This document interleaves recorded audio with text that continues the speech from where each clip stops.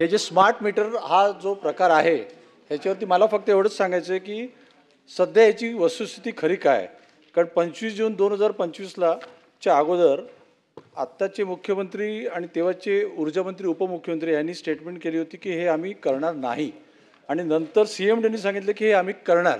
मला करायला विरोध नाही आहे, पण आपल्यामध्ये एकत्र नाही. एक मिनटं, मी बोलतो मी माझं बोलतो, तुम्ही तुमचं बोला.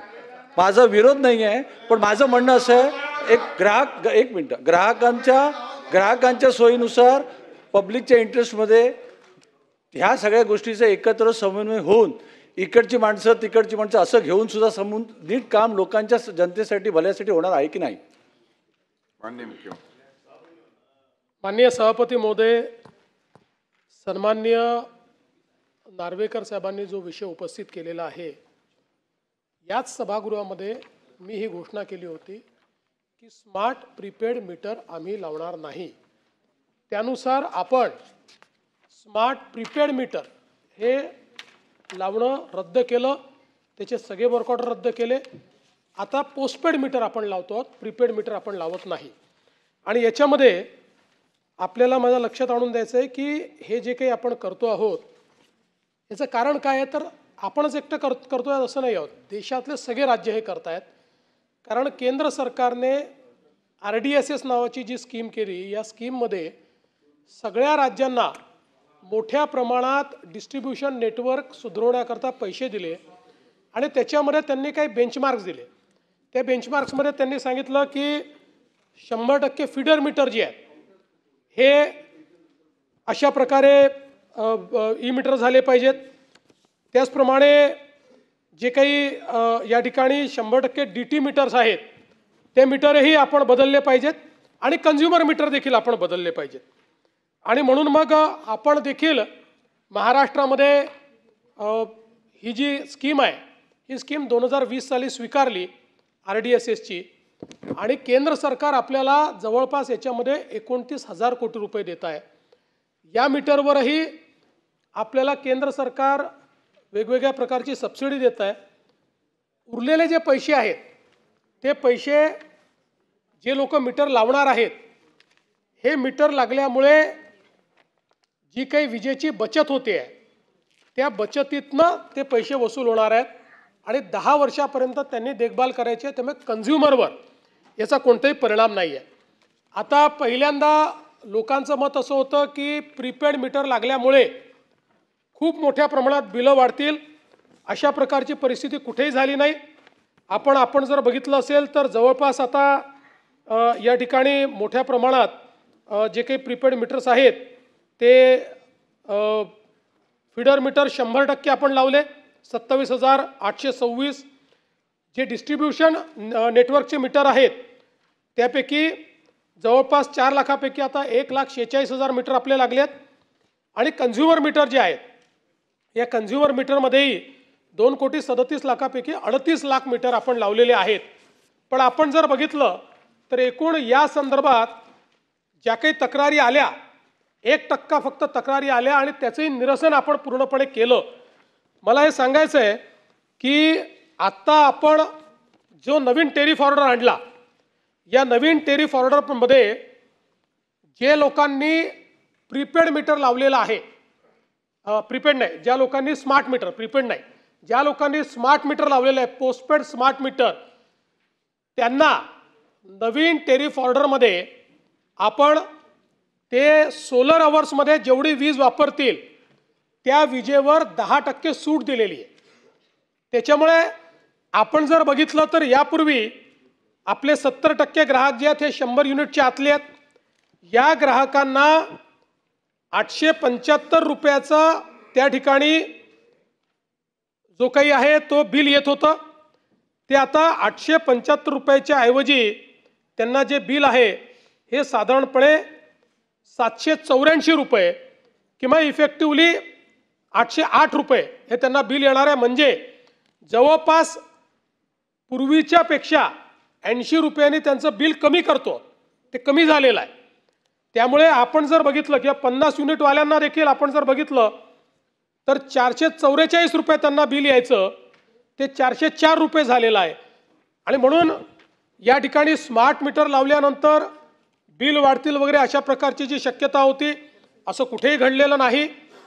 या उलट आपण त्याच्यामध्ये कन्सेशन दिलेलं आहे आणि लोकांनीही, आणि आपण याच्यामध्ये लोकांना कुठलंही कंपल्शन केलं नाही। आपण लोकांना सांगितलं, त्यांच्या मर्जीवर ती ही मीटर्स लावली, लोकांनी ती लावू दिली। आता त्यातनं मोठ्या प्रमाणात सॅटिस्फॅक्शन लोकांचं होत आहे। त्यामुळे मला असं वाटतं की आता प्रीपेड नाही, स्मार्ट मीटरच्या संदर्भात हा जो काही मुद्दा आहे हा मुद्दा जवळपास निकाली निघालेला आहे।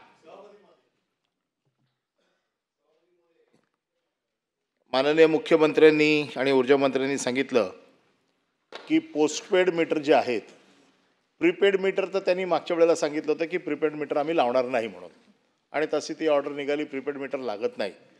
परंतु पोस्टपेड मीटरच्या बाबतीमध्ये हे जे स्मार्ट मीटर जे लागत आहेत याच्या बाबतीत लोकांच्या मनात शंका आहे, आणि आम्ही वारंवार इलेक्ट्रिक कंपन्यांशी संपर्क साधतोय की लोकांच्या मनातल्या शंका दूर करा। कारण कुठलीही स्मार्ट गोष्ट येते त्यावेळेला त्याचे जसे फायदे असतात तसे त्याचे तोटे देखील काही असतात, आणि म्हणून मी इलेक्ट्रिक कंपन्यांशी वारंवार संपर्क साधून त्यांना सांगतोय की या 2 मीटरमधला फरक दाखवा आम्हाला, या 2 मीटरच्या डेमो द्या, काही ठिकाणी तुम्ही दाखवा, त्याचे प्रयोग करा, आणि 1 महिन्याच्या अंतर्गत लोकांना कळू देत की बाबा याच्यामध्ये कमी बिलं होत आहेत, जास्त होत आहेत, काय होत आहेत। आणि अशा प्रकारचा डेमो मी स्वतः घेतलेला आहे, आणि मी स्वतः घेतलेल्या डेमोमध्ये स्मार्ट मीटरमध्ये पैसे वाढलेले आहेत, आणि हे मी रेकॉर्डवरती ठेवलेले आहे त्या इलेक्ट्रिक कंपनीच्या। माझ्यासमोर प्रश्न असा आहे की पूर्वीपासून आता अशी परिस्थिती आहे की बंच ऑफ कनेक्शन्स समजा आहेत, बंच ऑफ कनेक्शन्समध्ये 1 मीटर खराब झाला तर त्याच्या बाजूला असलेले जवळजवळ 40-50 मीटर हे बदलायची जबरदस्ती करतात। माझं म्हणणं असं आहे की मीटर बदलला, तुम्ही सांगितलं ना की स्वेच्छेने जर मला मीटर बदलायचा असेल तरच तुम्ही मीटर बदलताय, पोस्टपेड जरी असला तरी, मग ही जबरदस्ती केली जाते, ही जबरदस्ती होऊ नये।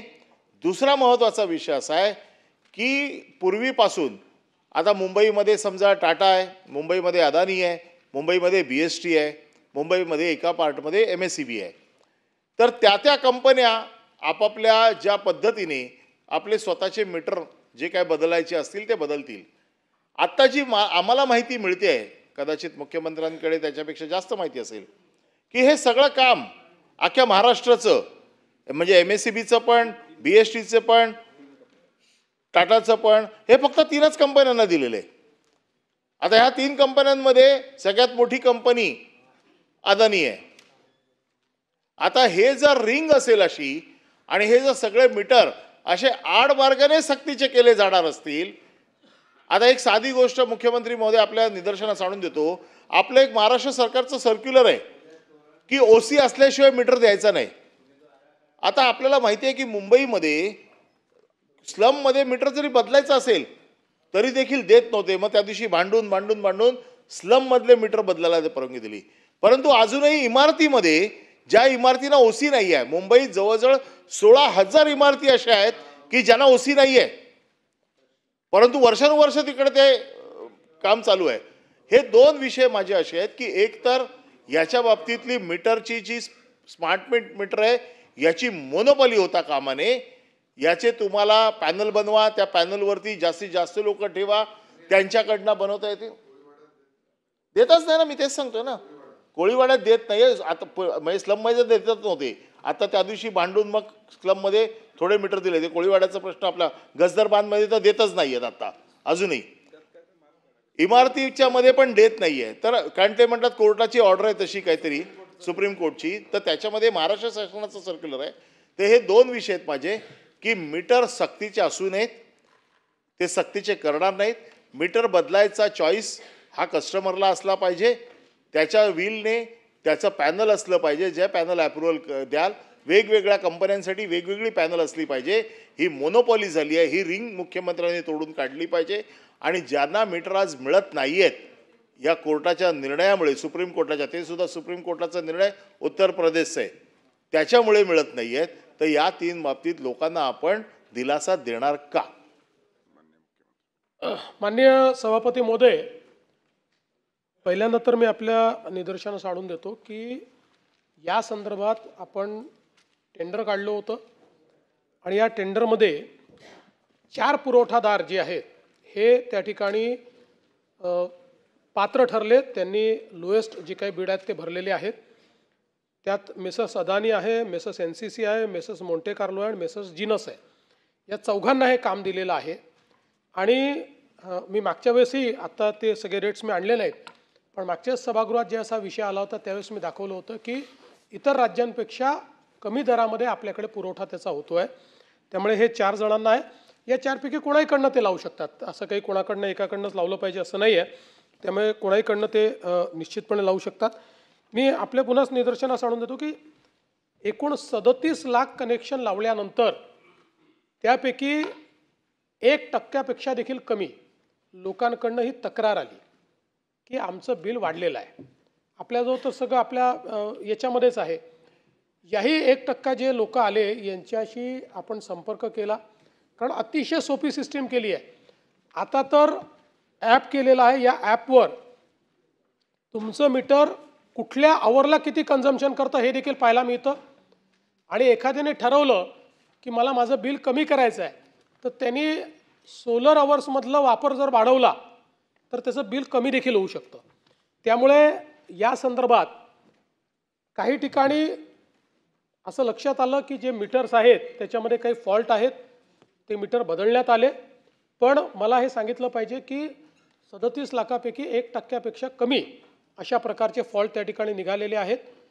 आणि हे जे ॲप आहे या ॲपवरनं अतिशय सोप्या पद्धतीनं तुम्हाला तक्रार नोंदवता येते. त्यामुळे स्मार्ट मीटरचा सगळ्यात मोठा फायदा काय आहे तर सगळ्या गोष्टी डिजिटल आहेत. सगळ्या डिजिटल फुटप्रिंट तयार करणार आहेत.